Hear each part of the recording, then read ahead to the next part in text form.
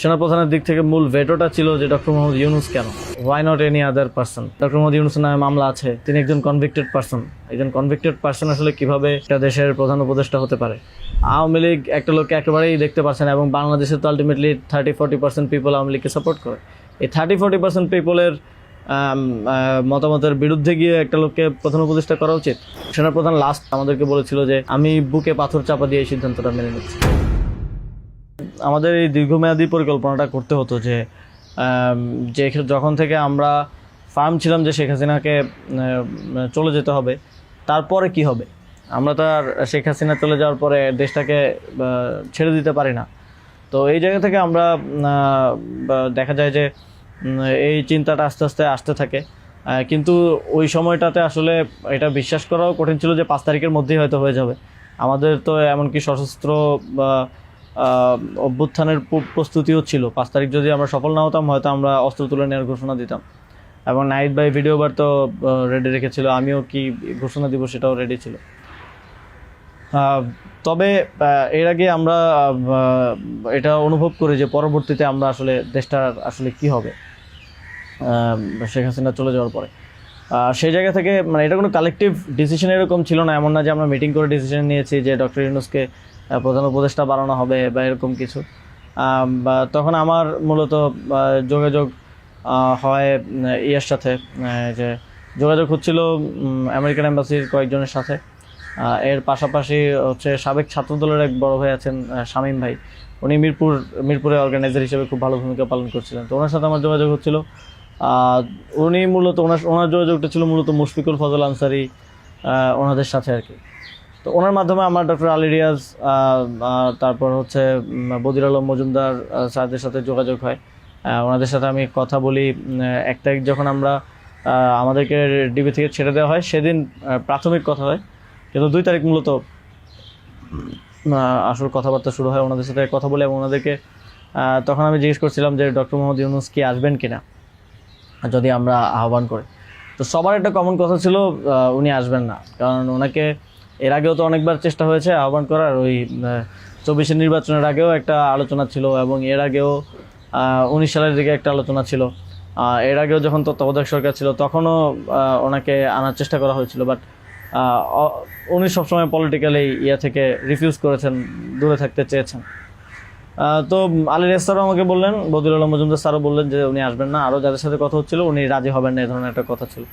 But আমি সরাসরি ওনার সাথেই কথা বলতে চাই, এবং তখন হচ্ছে ওই শামীম ভাই আমাকে ওনার বর্তমান যে পিএস সাব্বির ভাইয়ের নাম্বার দেন। তো সাব্বির ভাইয়ের সাথে যোগাযোগ করার পর সাব্বির ভাই আমাকে বলেন যে আমি তো স্যারের সাথে নাই। তো স্যারের সাথে মঈন চৌধুরী নামের একজন তখন স্যারের প্রাইভেট সেক্রেটারি হিসেবে কাজ করছিলেন। তো সাব্বির ভাই আমাকে মঈন চৌধুরীর নাম্বার দেন। মঈন চৌধুরীর সাথে আমি যোগাযোগ করি 2 তারিখ কি 3 তারিখ হবে, এবং ওনার সাথে আমার কথা হয়। এবং উনি তখন বলছিলেন যে স্যারের একটা ছোটো সার্জারি আছে। স্যার তখন ফ্রান্সে ছিলেন। তো সার্জারি আছে, এবং পরবর্তীতে আমি ওনাকে মেসেজগুলো ক্লিয়ার করার চেষ্টা করি যে আমরা চাচ্ছি এমনটা। তো উনি স্যারের সাথে কথা বলেন। স্যার আমাদেরকে পরে একটা মেসেজ পাঠান যে তোমরা যেটা করতেছো আমি তোমাদের সাথে আছি আর কি। এটা হচ্ছে 2 তারিখের দিকে স্যার একটা মেসেজ আমাদেরকে পাঠান থ্রু মঈন চৌধুরী, কিন্তু তখনও কথা হয়নি। স্যারের সাথে আমার প্রথম কথা হয় হচ্ছে, মানে আমি বারবার ইনসিস্ট করছিলাম সরাসরি কথা বলতে, কারণ সবাই অনুৎসাহিত করতেছে যে স্যার আসবেন না, আদার অপশনস দেখার জন্য, প্রধান উপদেষ্টা হিসেবে অন্য কাউকে দেখার জন্য অনেক নামও আসতেছিল, অনেক নামও সাজেশন আসতেছিল। কিন্তু আমার চিন্তাটা ছিল যে আমাদের যে অর্থনৈতিক ভঙ্গুর পরিস্থিতি, তারপরে একটা বিশেষ পরিস্থিতিতে আমরা সরকার গঠন করলে সেটার জাতীয় আন্তর্জাতিক যেই স্বীকৃতির ব্যাপার আছে, এগুলো আসলে ডক্টর মোহাম্মদ ইউনূস ছাড়া পসিবল হবে না। তো সেই জায়গা থেকে আমি বারবার যোগাযোগ করার চেষ্টা করি। পরে মঈন চৌধুরী স্যারের সাথে আমাকে কথা বলিয়ে দেন। সম্ভবত ওনার নাম্বার থেকেই প্রথম কথা বলা হয়, এবং স্যারকে আমি অ্যাপ্রোচ করার পরে স্যার আমাকে বললেন যে আমি হচ্ছে তোমরা অন্য কাউকে ভাবো। এটা সম্ভবত 3 তারিখ। স্যার বললেন যে, এবং স্যার কয়েকজনের নামও বললেন যে তোমরা ওনাদেরকে ভাবতে পারো। এর মধ্যে 2-1 জন আমাদের উপদেষ্টা পরিষদেও আছে এখন। স্যার বলেন যে আমার লাইফটা তো ডিফারেন্ট, আমি ওইখান থেকে আসবো কিনা। এবং উনি বলেন যে তাহলে, আমি যখন বললাম যে স্যার আপনাকে ছাড়া হবে না, আপনাকে আসতেই হবে, তখন উনি বললেন যে আমি ভেবে দেখি, তোমরাও ভাবো, যদি আদার কোনো বেটার অপশন পাওয়া যায় তাহলে তোমরা ভাবো, আর আমিও ভেবে তোমাদেরকে জানাবো। তো 3 তারিখ তো অনেক কিছু আনসার্টেন ছিল, এক দফা শুধু ঘোষণা হয়েছে, কবে পতন হবে, কবে আসবে, এটা আনসার্টেন ছিল। তো আমার মনে হয় এটাও ডিসিশন নেওয়ার ক্ষেত্রে একটা বাধা ছিল সে সময়। কিন্তু আমি যথেষ্ট, আমার মনে হচ্ছিল যে উনি ডিনাই করলেও he is to some extent positive, যেটা বাকিদের থেকে আসতেছে যে একেবারেই আসবে না এরকম। আসিফ স্যারও বলতেছিল যে আসবে না স্যার, রাজি হবে না। তো আবার আমার মনে হচ্ছিল যে এই লোকগুলো তো সবাই স্যারকে পার্সোনালি চেনে, তো ওনারা বলতেছে, কিন্তু আমরা ইনসিস্ট করি, আমি ইনসিস্ট করি, এবং আমি তখন আসলে বাকিদেরকে জানিয়ে রাখছিলাম যে আমার স্যারের সাথে যোগাযোগ হচ্ছে। তখন এটা কোনো কালেকটিভ ডিসিশন ছিল না যে ওনাকে আমরা প্রধান উপদেষ্টা করব। আমি নাহিদ ভাই, মাহফুজ ভাইদেরকে জানিয়ে রাখি যে আমার ওনার সাথে যোগাযোগ হচ্ছে, দেখি এটা কোথায় যায়। আর সবার কাছেই তো তখন সময়টা আনসার্টেন ছিল যে কখন পতন হবে, কখন সরকার হবে। এটা অনেক ফার সাইটেড আসলে বিষয় ছিল ওই সময়টাতে, কারণ আমাদের মনে হচ্ছিল না যে 5ই আগস্ট পতন হবে, আমাদের মনে হচ্ছিল যে আরও হয়তো দীর্ঘ সময় আমাদের লড়াই করতে হতে পারে। ইভেন সব ধরনের সম্ভাবনাই ছিল, এটা একটা গৃহযুদ্ধের দিকে যাওয়ার পরিস্থিতিও ছিল ওই সময়টাতে। তো পরবর্তীতে যখন এরপরও স্যারের সাথে আমার কমিউনিকেশন, স্যারের টিমের সাথে কমিউনিকেশন চলছিল। 5 তারিখ মূলত স্যারের সাথে আবার কথা হয়। মঈন চৌধুরীর সাথে রেগুলারই কথা হচ্ছিল, প্রতিদিন 2-3 বার কলে কথা বলছিলাম। 5 তারিখ স্যার যখন সার্জারিতে ঢুকবেন, ঢোকার আগে হচ্ছে কথা হয়, যখন শেখ হাসিনা পালিয়ে গেল সন্ধ্যায় আমরা চ্যানেল 24-এর অফিসে। তখন আমি স্যারের সাথে কথা বলতে চাই যে এখন তো পতন হয়ে গেছে, এখন একটা ডিসিশনে আসতে হবে। তো তখন মঈন ভাই স্যারের সাথে আমাদেরকে কলে যুক্ত করেন। তো চ্যানেল 24 অফিসেই নাহিদ ভাই আর আমি আমার ফোন থেকে লাউডস্পিকারে স্যারের সাথে কথা বলি। তো স্যারকে আমরা বলি যে স্যার এখন একটা ডিসিশন আসতে হবে, আর স্যারও সার্জারিতে চলে যাচ্ছিলেন তারপরে ডিসিশন দেওয়াটা। তো স্যার এক ধরনের তখন মনসম্মতি দিলেন যে আমি আসব। আর এর মাঝে তো 2 দিন স্যারও আলোচনা করেছেন বিভিন্ন পর্যায়ে, আমি আসবো, তবে বিস্তারিত কথা বলার আগে তোমরা কোথাও এটা অ্যানাউন্স করো না আর কি। তো এই আলোচনাটা হওয়ার পরে আমরা, অনেকগুলো বিষয় ছিল ডিসকাস করার মতো, আলোচনাটা হওয়ার পরে আমরা চ্যানেল 24-এর অফিসে প্রেস ব্রিফিংটা করি সেদিন রাতে, এবং সরকারের রূপরেখাটা কী হবে সেখানে ঘোষণা করি, একটা অন্তর্বর্তীকালীন জাতীয় সরকার ঘোষণার কথা বলি। এছাড়াও আরও রূপরেখাগুলো বলি যে রাজনৈতিক অংশগ্রহণ, তারপর সিভিল সোসাইটি, তারপরে অভ্যুত্থানের নেতৃত্বের অংশগ্রহণ, এই পলিসিগুলো আমরা সেখানে ঘোষণা করি। স্যারের নামটা ঘোষণা করা হয়নি। সেদিন রাতে স্যারের সাথে আবার চূড়ান্ত কথা হয়, রাতের আনুমানিক 12:30 থেকে 2টা-2:30 পর্যন্ত প্রায় 2 ঘন্টা স্যারের সাথে নাহিদ ভাই আর আমার কলে কথা হয়, এবং সেখানে আমরা বিস্তারিত বিভিন্ন বিষয়গুলো আলোচনা করি, এবং স্যারের কিছু কনসার্ন ছিল সেগুলো আমরা ডিসকাস করি যে এটা আবার 1-11 মতো একটা সরকার হবে কিনা, মানে আমরা ক্ষমতায় বসবো কিন্তু পেছন থেকে আর্মি আমাদেরকে চালাবে কিনা, অথবা অন্য কেউ আমাদেরকে ডিক্টেট করবে কিনা। স্যারের কনসার্ন ছিল এটা। স্যারের কনসার্ন ছিল যে আমি আসলে আমাকেই স্বাধীনতাটা দিতে হবে, আমি আসলে এটা আর্মি রান করবে কিংবা পেছন থেকে কেউ রান করবে, এটা হলে আমি আসবো না। তো আমরা স্যারকে বলেছি যে আমাদের পজিশনে এটাই, যে গভর্নমেন্ট যদি আমরা ফর্ম করি, গভর্নমেন্ট স্বাধীনভাবে কাজ করতে হবে, এবং এখানে সেনাবাহিনী কিংবা অন্য কোনো অথরিটি যদি হস্তক্ষেপ করতে চায়, সেক্ষেত্রে আমরা মাঠ থেকে সেটাকে চ্যালেঞ্জ করবো আর কি। তো এই ধরনের একটা নিশ্চয়তা স্যারকে আমরা দেই আমাদের এন্ড থেকে।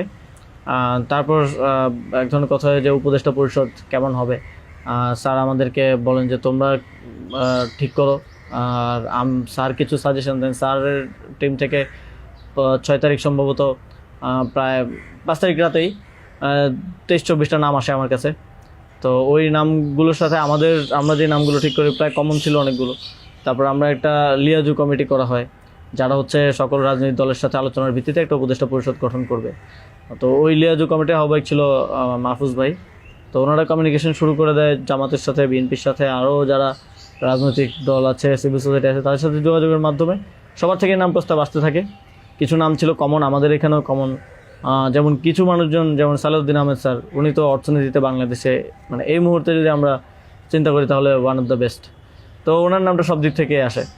তো এরকম কিছু কমন নাম আসে, আবার কিছু নাম দেখা যায় আমরা ইনক্লুড করি বা কোনো এক পক্ষ থেকে আসে, কিন্তু অন্য পক্ষ এটাকে আবার রিফিউজ করে। বিএনপির কিছু নামের ব্যাপারে আপত্তি ছিল, তাদেরকে পরে নেওয়া হয়নি। তো এভাবে একটা মোটামুটি সবার সাথে কনসালটেশনের ভিত্তিতে একটা উপদেষ্টা তালিকা করা হয়। এবং যেদিন স্যার ল্যান্ড করে বাংলাদেশে আসেন 8 তারিখ দুপুরে, আর্মি থেকেও কিছু নাম প্রস্তাব করা হয়। কিন্তু আমরা একটু প্রায় 5-6টা নাম আমরা একটু ঘেটে দেখলাম যে এই লোকগুলো ওইভাবে সর্বজন গ্রহণযোগ্য না। এবং আরেকটা সমস্যা হচ্ছে তাদের অনেকেরই হয় না যে সফট আওয়ামী লীগ অ্যান্ড আওয়ামী লীগের সিভিল সোসাইটি হিসেবে পরিচিত, অথবা তাদের ব্যাকগ্রাউন্ডটা একজন আর্মি অফিসিয়ালসের নাম ছিল সেখানে, এক্স আর্মি অফিসিয়ালস। তার ব্যাকগ্রাউন্ড আমরা দেখি যে তিনি ইন্ডিয়ায় তিনি 4 বছর ছিলেন এবং 4 বছরে তিনি কয়েকটা কোর্স করেছেন সেখানে। সো আবার ওনার ব্যাপারে জনমত হচ্ছে র কানেক্টিভিটি আছে। তো ওই নামগুলো আমরা কেটে দেই এবং সেখানে আর্মি কিছুটা নাকশ হয় যে এই নামগুলো কেটে দেওয়ার পরে।